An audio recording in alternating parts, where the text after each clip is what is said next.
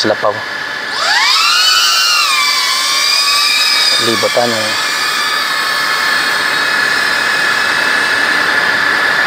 Tama na guys ang bago nilang simbahan na chapel yung simbahan. Isang ibang simbahan na walang tawag yung sunod sa ila.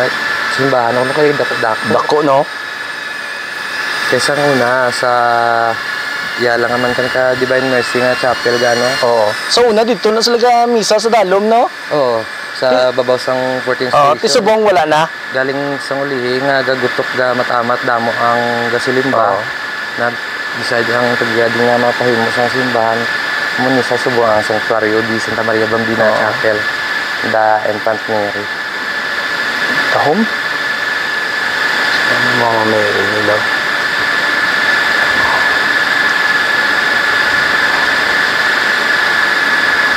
Ano siya guys oh.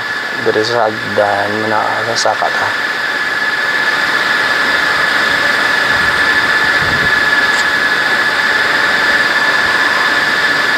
Ano si Joseph, si Mary, si Jesus.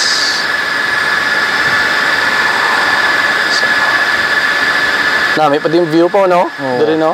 Tapos do overlooking gidi ang sa beside sang Lakalota, Olod. Duway din sa nga lipod ni side dito to sa side. So magsulod din sila 200 pesos pag gusto na din sila gali lagaw. Pag gusto na sila lagaw sila na matakaan sang lakat. Gani are try pasulod ta. Tuwan niyo vlog guys ang ila simbahan no na ang taom. Manila altar.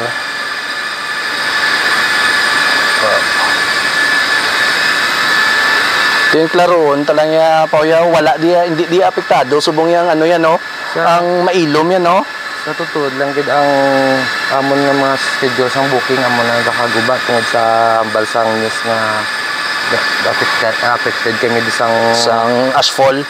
Oo. Tapos pero subong wala kami di may nabatyagan nga asphalt tapos lang na ano lang gid namon sa hangin.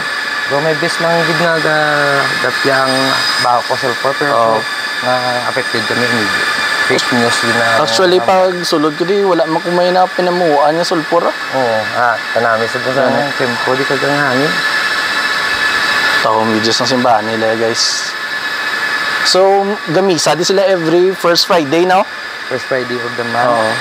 Tapos ang amon sa may free kami na shuttle halin sa Barangay Mao sa Iba. Dito na ang pick up point. Tapos idulong kamo diri sa Balaan Hills. Pasimbahon, pamahawon, tag idulong liwat pa uli sa terminal. Libre na. Mayo no. Tapos ang amon misa ga healing mass pa kami namin. May healing mass na si Padre na nasama. Tao mo, overlooking gili ang ano yan, view yan no. Padlapad yung isang Balaan Hills no? Pila ni ka hektarya man? Mga 14 ang na-develop na sobrang. Grabe ba 14 hectares? Ano siya guys ang ilan no?